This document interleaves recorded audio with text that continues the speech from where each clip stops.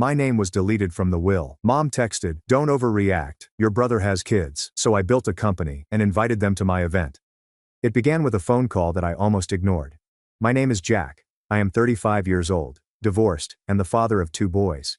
Ethan, who recently turned 10, and Noah, who is 8 and far too sophisticated for his age. We reside in a little rented home just outside of the city. Nothing extravagant, but it's warm, ours, and, most importantly, silent." After everything that had happened with my family in the prior few years, I clung to stillness like a lifeline. So, when my mother's name came up on my phone 3 days before New Year's Eve, I almost let it ring. We hadn't been very close lately. And by recently, I mean when my ex-wife departed and my family made it plain which of us they believed was to blame. Spoiler, it is not her. My mother has always been the type of person who chooses a golden kid and creates a universe around them. Logan, my younger brother, has always been the youngster in our family. Logan, the achiever. Logan, the golden boy. Logan has the perfect marriage and a profession in finance, and his children wear matching sweaters and Christmas cards. Meanwhile, I am the son who at least tries. I primarily work in IT as a freelancer, which sounds like being unemployed but pretending. I'm also the person that doesn't show up to every cookout. The person who separates himself. The person who never quite fits in with the rest of us. But it's okay. I quit trying to fit in long ago. So I was surprised when my mother phoned, and even more so when her voice was light and joyful, as if we hadn't spoken between clenched teeth since August. "Jack, dear. Hello," she said. "Listen, we're having a large family New Year's celebration at our place, a countdown and everything. Bring the lads. It'll be something amazing." I said nothing for a second. I just listened to the artificial twinkle in her voice and waited for the catch. There is always a catch. "I mean, the kids will enjoy it, right?" she added rapidly. "We have sparklers, food, and a photo booth set up. We just believed it was time. It would mean a lot to your brother and father, right? Not to her or me, but to Logan." I should have said no. I should have made up an excuse like arrangements with pals, a trip or anything. But Noah, listening in from the kitchen, murmured, "Are we going to Grandma's with cookies?" And I simply gave in. "Okay," I said slowly and cautiously. "We'll come." "Wonderful," she said. And with that, the call terminated. "No, may I bring anything?" "No, how about the boys?" Just another item off her list. The next day I let the kids choose what they wanted to wear. Noah wanted to wear a superhero cape. Ethan chose a flannel and clip-on tie because it is sophisticated but not overdone. We prepared cookies from scratch, not just slice and bakes. Chocolate chip and snickerdoodle cookies. The boys splattered flour all over the counter and I didn't care. They were excited. They hadn't seen their cousins for a time. They stayed up late for the first time to see the ball drop. And for the first time in months, I noticed that ecstatic look in their eyes. I'll own it. I became hopeful. The night of the 31st, we arrived shortly after 7:30 p.m. The home was lit up with string lights. I could hear music, laughter, and the faint pop of what sounded like champagne bottles. I carried the cookie tray with one hand while holding Noah's hand in the other. Ethan bounced after us, chatting about how many cookies we should eat or give out. I rang the doorbell and waited. Finally, approximately 3 minutes later, the door opened. It was my cousin Brooke. She looked astonished, as if we had arrived early to a party that had already begun. "Oh," she said. "Hey Jack, you made it." "Yeah," I replied, smiling despite myself. "We brought cookies." "Oh," she said, looking at the dish as if it were a science experiment. "Cool. Come in, I suppose."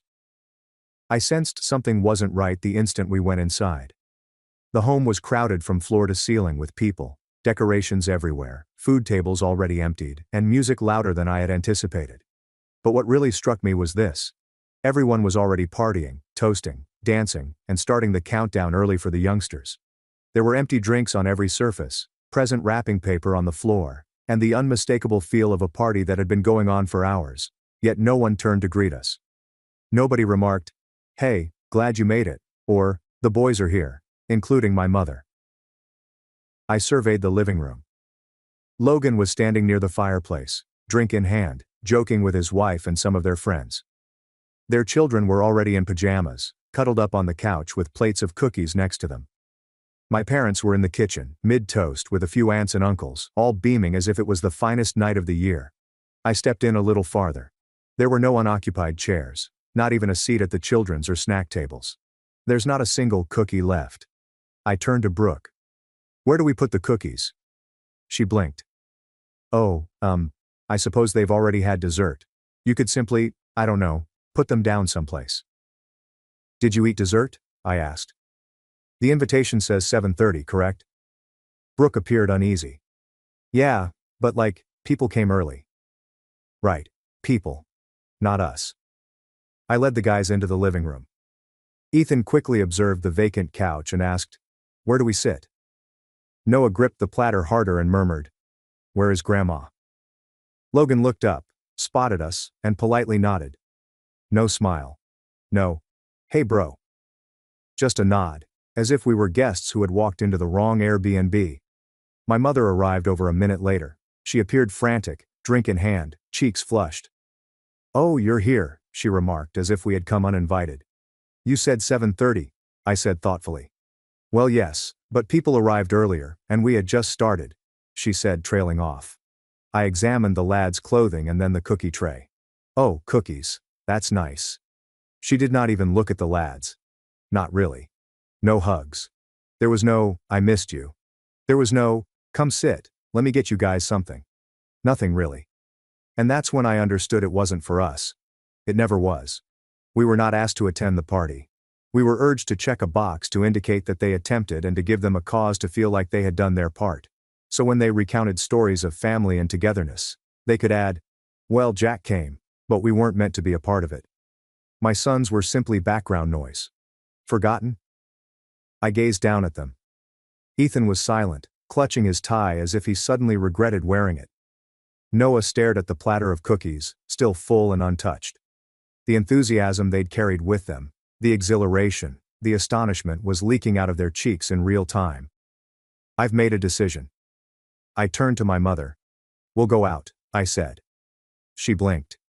What? But you just arrived. There's nowhere to sit.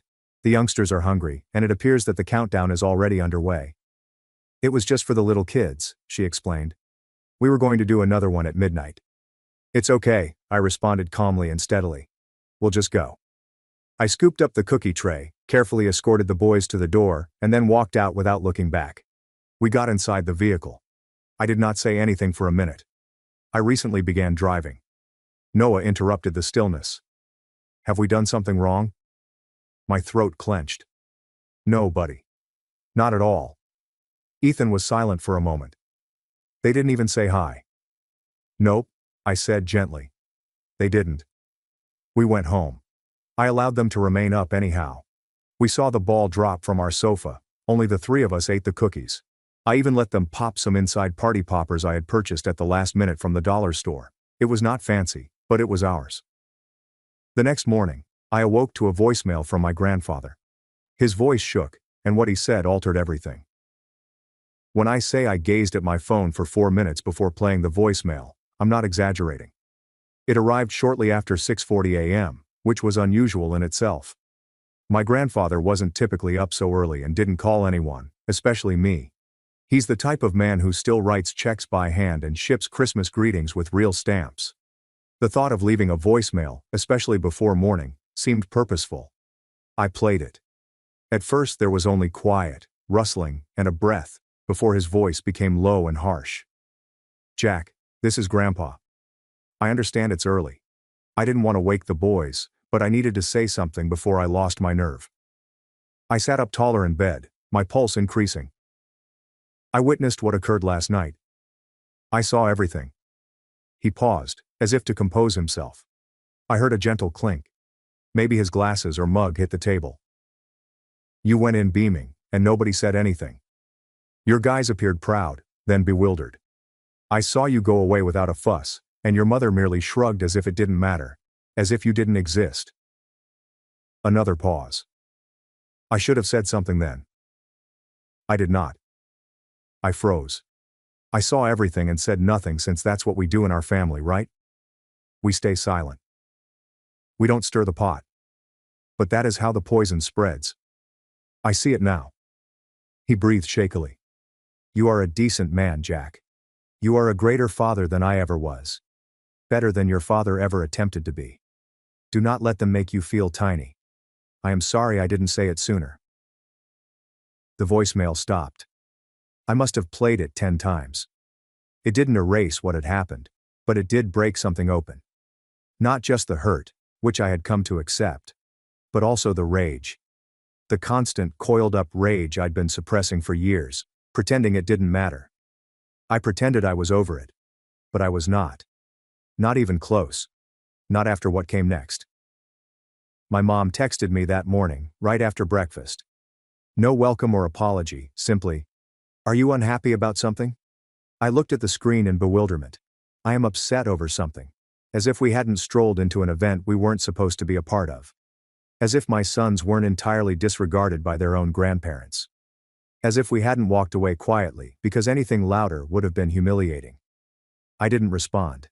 Not yet. Instead, I spent the morning with my sons. We watched cartoons, played Uno, and I let them have leftover cookies for lunch. I needed time to think about what I wanted to say, and whether I wanted to say anything at all. But the cosmos did not give me that option. Logan called at around 1 p.m. That in itself was unusual. He never phoned unless it was for a transaction, a query about Dad's medication, or to see if I could help Mom with her email again. I almost didn't respond, but then I thought, good. Let us hear it from the source. "Hey," I said bluntly. "Dude," he said as if we were old friends catching up. "What happened last night?" I blinked. "You mean the point where no one saved us a chair, or when we weren't even recognized?" "Oh, come on," he laughed. "It wasn't that bad. It was worse." He sighed as though I were the tough one. "Jack, you arrived late. Everyone was already in party mood. You told us to come at 7:30. Well, certainly, but folks had already arrived by 5:30. You know how these things go. It wasn't like anyone was attempting to avoid you. Except for the part where you saw us and didn't say a word." He went silent for a beat. "Look," he eventually replied. "Mom told me you stormed out without saying goodbye. That's not cool, dude. You kinda caused a scene." "I didn't make a scene," I stated sternly. "I quietly left so my kids wouldn't have to cry in front of your perfect little party." "Do you believe this is about favoritism again?" he inquired, his voice taking on a little edge. "Because you're always playing the victim. Just because you don't show up doesn't mean we're the bad guys." I laughed bitterly. "I did show up and that was the problem." He carried on for a while after that. The typical things. How I'm overly sensitive. How I overthink things. How he has a family, and cannot constantly look after your feelings. I hung up before saying something I would regret. But I did text my mother afterward. I kept it brief. "Do not worry. You won't have to pretend to include us anymore," she said. "I'm not sure what you want from me, Jack. We did our best. You're constantly seeking for anything to get outraged about." That's when I knew I wasn't going to walk away this time. I was going to recall every slight excuse and sugar-coated dismissal, and I wasn't going to let it go any longer. Over the next week, our quiet grew protracted and unpleasant. No check-ins, no apologies. No, "How are the boys?" Even my father, who typically sends a stern Happy New Year text, said nothing. Then came the last straw. Noah had painted a drawing in school. One of the My Family art efforts. Stick figures clasp hands, and everyone smiles. He handed it to me after supper. Proud as anything. I glanced at it and grinned. "That's great, buddy. Who is who?" He pointed to each figure one by one. "That's you. That is me. That's Ethan. And that is Grandpa." I frowned. "Which Grandpa?" "Your grandfather." He nodded. "The one who called." I halted. "How about Grandma and the other Grandpa?" He shrugged. "They are not in it. They didn't say hello." That struck me harder than any insult ever could. My sons weren't simply being ignored. They were learning from it. Internalize it. Identifying who was important and who was not. And I was not going to let them grow up believing that stillness equaled love. Those breadcrumbs were enough. That weekend I took them to visit Grandpa. My mother's father, the person who left the voicemail, lives in a small assisted living facility about 50 minutes away. We brought him soup, puzzles, and cookies that he did not get to try on New Year's. When he opened the door, his eyes became misty. He hugged the boys as if they were made of gold. "I'm sorry," he repeated over lunch. "I should have said something earlier. You deserved better than this." Then he said something else, which changed everything. "You know? he said slowly. Your grandmother had this box. Basically, a file box. We had old photos, documents, and the like. She used to say, one day this will be Jack's. She was the only person who witnessed how you were treated. My breath caught. She left it to me before she died. I think she knew your mother would not give it to you. They said you'd need it when you're ready to remember who you are. I wasn't sure what to say. He went into his closet and emerged with a weathered gray plastic box. Inside were photos of me as a child, smiling with messy hair and always holding a book or hugging my dog. There were report cards, a copy of my college scholarship letter, old birthday cards with her loopy handwriting, and receipts for checks she'd sent me during difficult times marked, "Don't tell your mother." There was also a letter. It was only a few paragraphs long, written in her careful cursive. Jack, I understand they don't always see you, but I do. You have the biggest heart in the family. You are not loud, but you are consistent, not flashy, and kind. That is more important than anything. I want you to remember that you will one day create something beautiful. They do not get to decide who you are. Something broke loose in my chest. It was the first time I had sobbed in years. Not the furious or bitter type of sobbing. The sort that discreetly releases sadness so that it does not swamp you. When I returned home that night, I placed the box beneath my bed and opened a notepad. I documented everything. Every moment, insult, every cold shoulder. They always acted as if I were invisible, and my children were an afterthought. I wasn't sure why, but it seemed like the start of something. I didn't seek vengeance. Not yet. But I wanted the truth.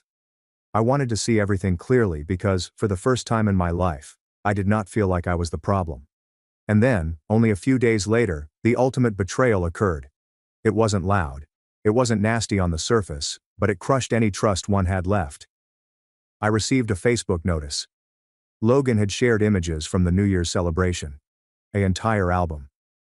Family time was the caption. I clicked through, bracing myself. There were photos of everyone. Mom and Dad pose with Logan's children. My cousins are clinking glasses. A cake with Happy 2027 inscribed in silver icing. Finally, hidden at the end, a group photo in front of the fireplace. Everyone stood in rows, arms around each other and smiled. Everyone but us. We were nowhere to be found in any of the photos, even the backdrop. It was as if we were never there. When I went down to the comments, I spotted it. The ultimate blow. One of Mom's friends said, "Looks like the entire family gathered together. I love seeing these wonderful traditions carried along." My mother responded, "Yes, everyone made it. There is so much love in one room." I looked at the sentence for a long time. There is so much love, except for us. That's when the decision fell into place. I was finished. Nor only with the events, nor simply by turning up and being forgotten. I was done pretending I wasn't keeping track, because if they intended to eliminate me, they'd have to do so quickly. I was finally ready to be seen, and I knew just where to begin. I did not anger. I did not yell. I didn't even message anyone from the family after seeing that Facebook post. I just closed the app, switched off my phone, and sat in quiet for a very long time. It's interesting how you may know something for years and yet feel as if you've been hit in the chest when the final confirmation is presented to you. I had always knew I was an afterthought, a shadow following after Logan's brilliance. But there was something strange about having it televised in that way, as if my boys and I had been removed from a night we had shared. A night when my youngest tugged on his clip-on tie and asked, "Do you think they're glad we came?" It shattered something in me. That was the bottom. Not because they harmed me. I was used to it. But I eventually understood I had allowed it to happen over and over. I continued going up to a rigged game, expecting the rules to alter just because I had cookies and good intentions. I stopped sleeping well after that. Every time I closed my eyes, I saw Noah's puzzled expression. Ethan stood there, cradling the tin of cookies as if it were a peace offering no one desired. My mother's preoccupied look. Logan gave an apathetic nod. I saw it over and over until it crystallized into something different, something sharper. Resolve. But first, I needed to get my home in order. Beginning with myself. I spent January doing something I hadn't done in a while. I put myself first. Not in an overly dramatic or egotistical way, just purposefully and quietly. I took stock of all I'd overlooked while attempting to appease people who didn't care. My money were fine, but disorganized. So, I created a spreadsheet. Every dime I spent on items that didn't bring value was gone. I canceled the streaming services I had never utilized. I resumed dinner preparation and transferred the funds to a savings account called Stability. I examined my freelancing customers and refreshed my portfolio. I hadn't updated it in over 3 years since I was too busy fixing my father's laptop every other month or running errands for my mother under the premise of simply being helpful. I stopped doing it. If they required technical assistance, they could contact Logan.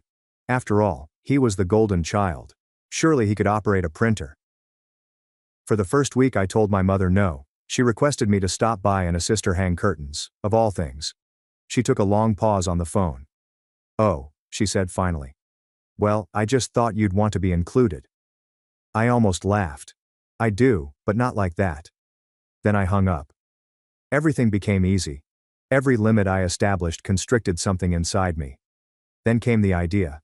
It began as a scrawl on the back of my notepad. The same one I'd been using to record all of the slights and cold shoulders. I was looking through past postings when a concept hit me strong and fast. What if I made this become something real? Not a vengeance plan. Not yet. Just something personal. Something that did not center on their acceptability. You see, I'd spent years freelancing in IT, patching systems, creating processes, and doing patch jobs for folks who didn't know the difference between a hard drive and a browser tab. I had grown extremely proficient at it. I'd created networks for tiny legal firms, improved medical systems for dentist clinics, and even constructed a few internal tools for startups with no idea what they were doing. But until now, I had never constructed anything on my own. I began working evenings. After the boys went to bed, I would sit at the kitchen table with a cup of coffee and some blueprint ideas. I didn't have any financing, I did not have investors. I only had information, time, and resentment, which can be a powerful drive. What I began developing was a basic dashboard, a platform that allows small business owners to track and automate their IT upkeep in one spot. Ticketing, system upgrades, network status, and license renewals, all visible, consolidated, and simplified. Something I wanted each of my past customers had when I first started working with them. I named it Backbone because that is what I have always been for others. The silent support system. The thing they relied on, disregarded, and then forgot about after it was gone. But not anymore. The initial prototype was crude. I started a closed beta in February and received 6 users. I personally contacted all of my past clients. A dentist, a tutoring service, and a bakery with an unusual fixation with Wi-Fi speeds. They loved it. One of them introduced me to another, and then another. In May, I had 32 users. By June I was at 75 and barely keeping up with support tickets. I recruited someone part-time to help me with back-end concerns. Her name was Maya, and she had been laid off from a tech business that failed during the New Year's layoffs. We instantly clicked. She was intelligent, efficient, and like me, bored of being overlooked. That's when I began to feel it. Not a success, not pride. But it's worthwhile. Quiet, steady, and reliable value. The sort that does not seek permission or require applause. The sort that thrives in the absence of noise. I stopped looking at my family's Facebook updates. I silenced my mother's phone number for a time. When she phoned, I let it ring. When she texted, "Miss you, sweetheart," I didn't respond since she hadn't missed me. She missed the ease of having me. The version of myself who remained little, answered yes, and did not take up room. Around that moment, Grandpa phoned back. "I heard you've been busy," he remarked, laughing. "One of the nurses uses your program for her cousin's bookstore." I laughed. Words. "I'm proud of you, son." That left me speechless. I simply swallowed the knot in my throat and said, "Thank you."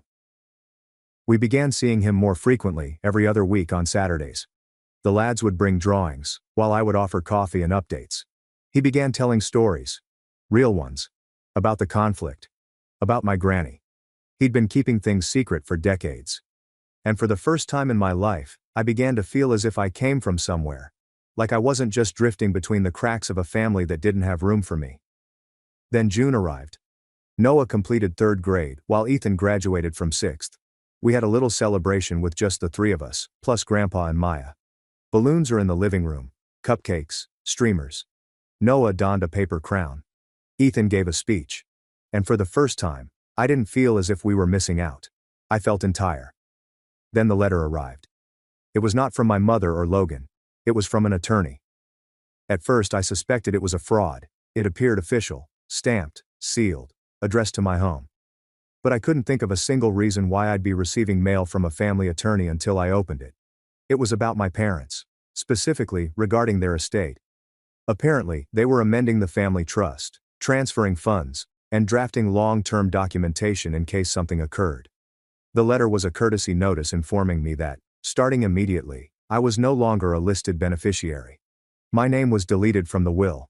There was no note. There's no explanation. Just chilly, clinical language. You are thus told that your removal from the current inheritance structure has been completed with the full approval of the trust holders. No action is required on your end. I gazed at the letter for what seemed like an hour. It was not about money. I didn't care about the vacation house, the family antiques, or anything else they were passing on. It was about erasing. About being actually removed from the family tree. My phone buzzed a few minutes later. A fresh text.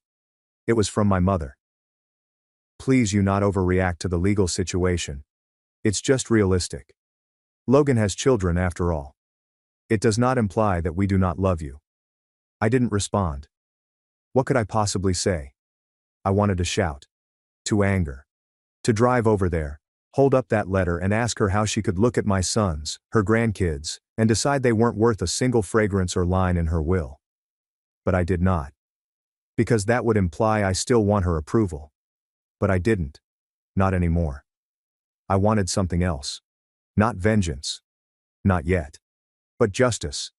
And the roots of it, the silent, deliberate arrangement, were already sprouting beneath their feet.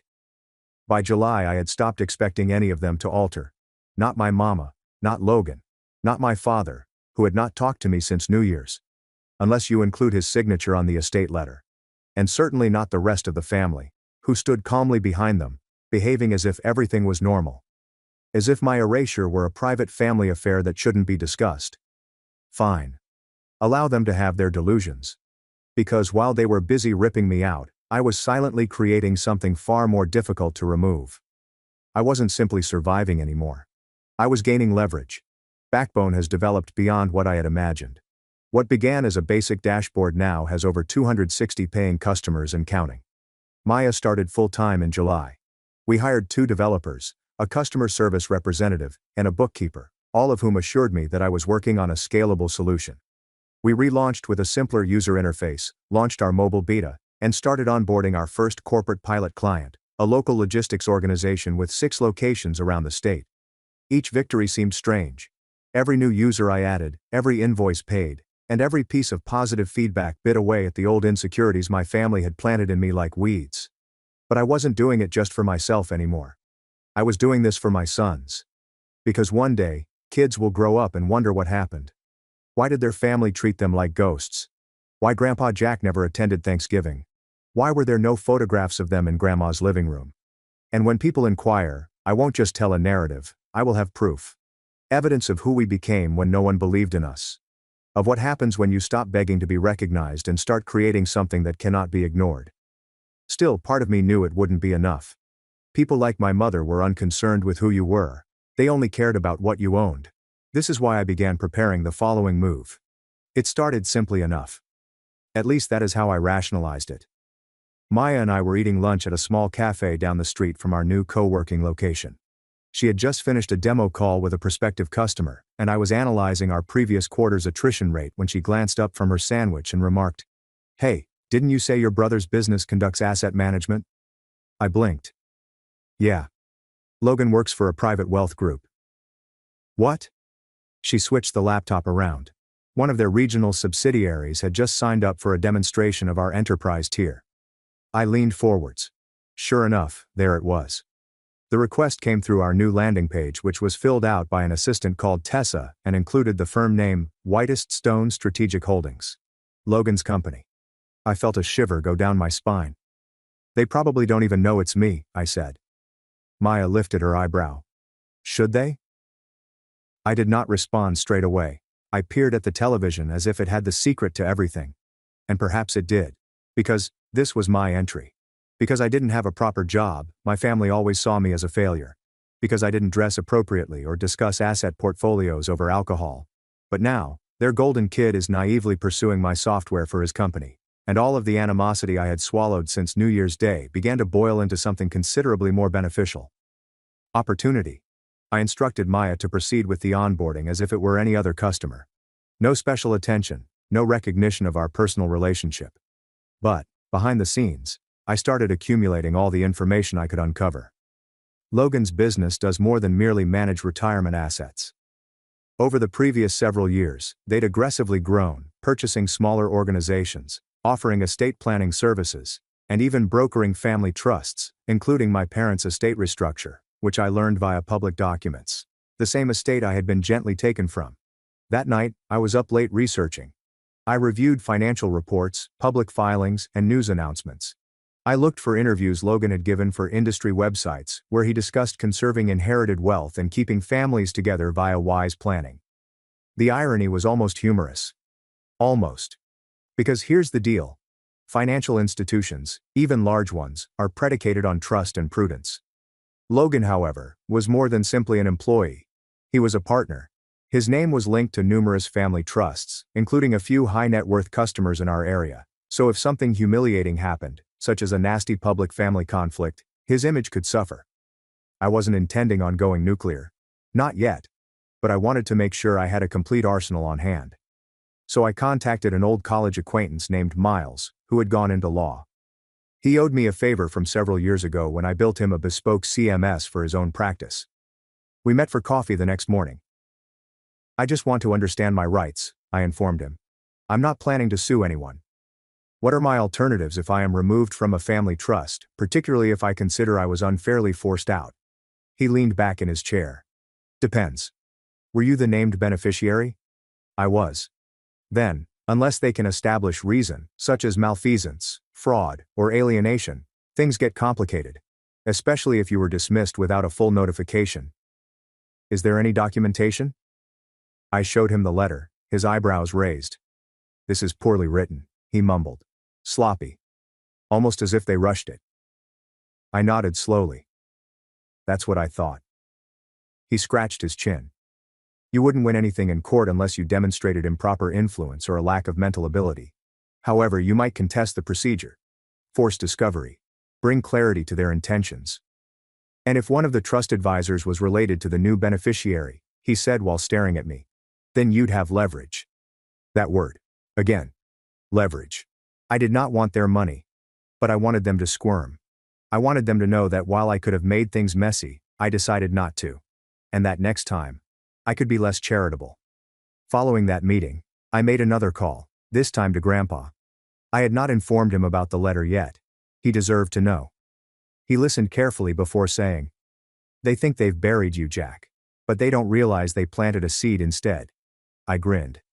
He was not mistaken. The following several weeks were a flurry of activity. Our enterprise client list has grown. I began speaking at local technology gatherings. My LinkedIn acquaintance volunteered to highlight Backbone in a podcast interview on bootstrapped software firms. That episode, a 48-minute in-depth look at my life, my children, and why I founded Backbone, went viral in our niche. Guess who left a remark on the post? Logan's employer. Small world. He wrote, What an incredible story. It's always encouraging to see local creativity upsetting antiquated systems. I pinned the remark. That same week I received an email from Tessa, Whitestone Strategic's assistant, requesting that we adapt their dashboard with private label branding for client data. Of course, I responded. We're happy to accommodate partners, especially family-run firms. There's no smiling face. No signature flourish. This is only a clue. A seed. I then emailed a copy of the podcast episode to my mother. There's no message. There is no preface. Just a link. She didn't respond. But 3 days later, I received a call. A blocked number. I responded. Jack, her voice sounded soft. Yeah. I watched the video. Okay. A long pause. You've been busy. I waited. You should have told us, she said. We didn't realize you were doing all that. That's it, Mom. You never asked. She did not refute it. Just sighed. I don't want this tension between us, she told me. I really don't. You removed me from the will. It wasn't personal. It was deliberate silence. Then I just thought Logan's kids. I shut her off. Logan's children already have everything. My children had to prepare their own cookies to get recognized. Even then, no one seemed to care. Another pause. I want to make it right, she eventually admitted. I nodded slowly.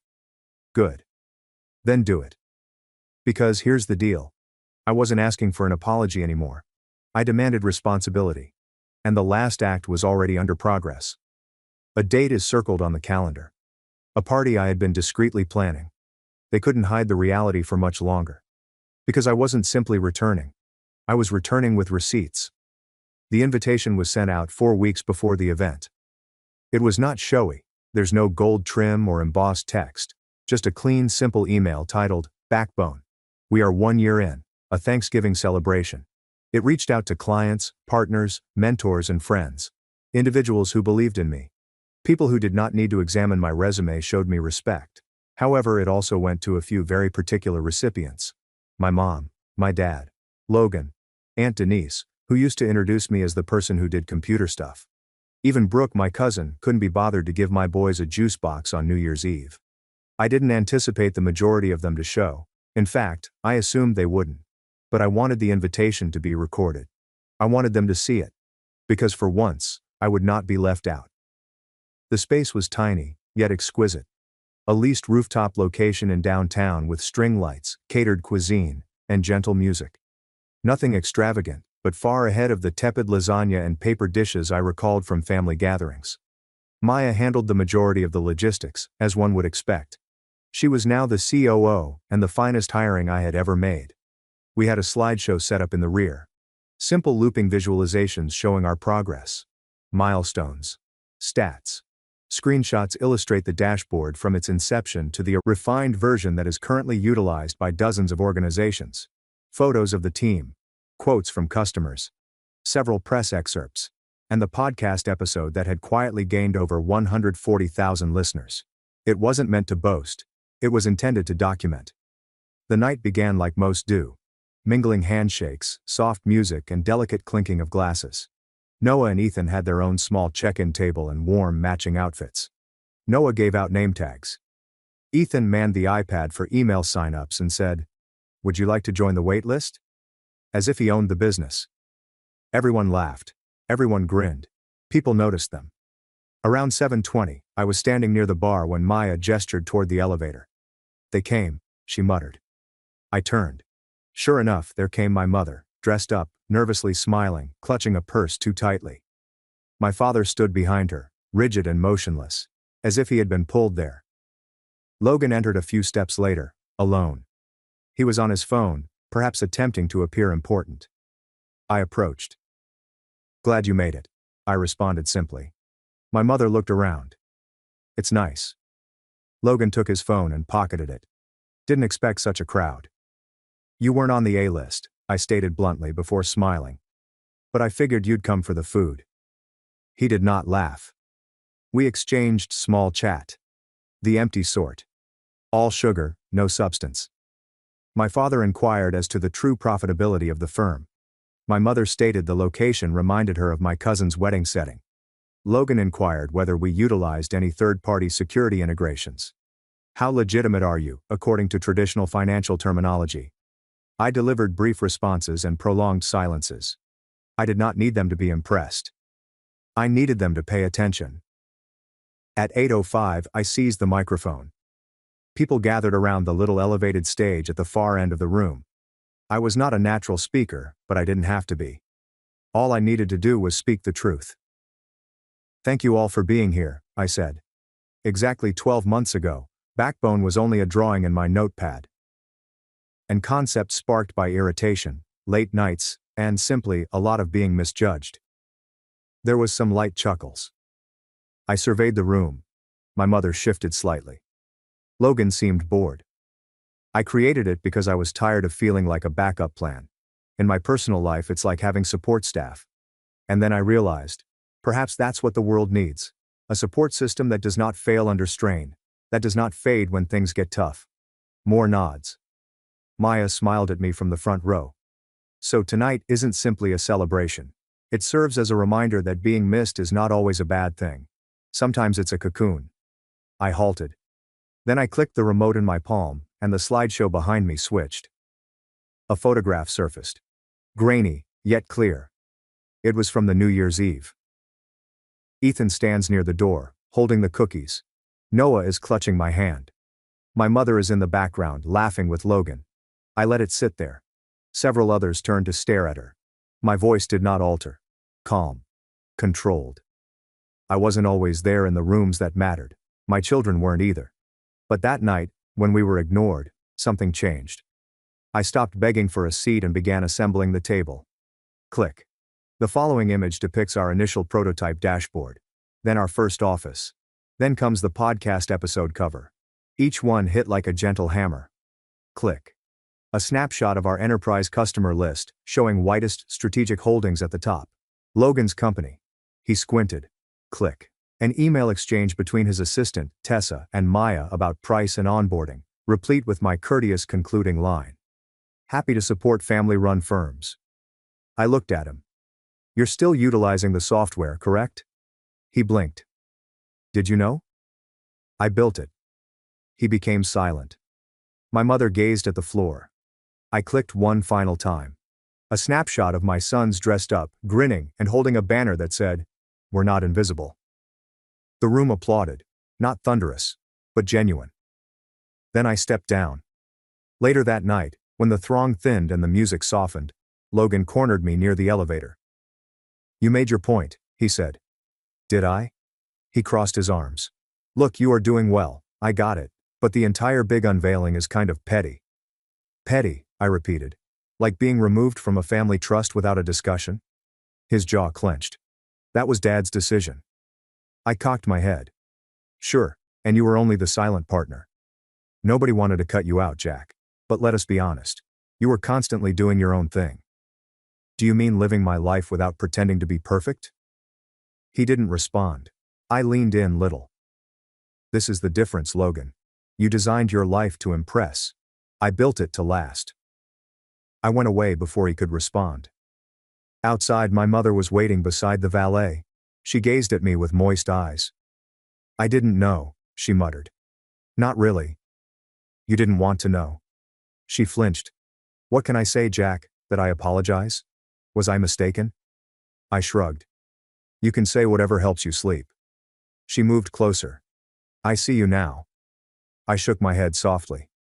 No, Mom. You noticed me. There is a difference. She looked down.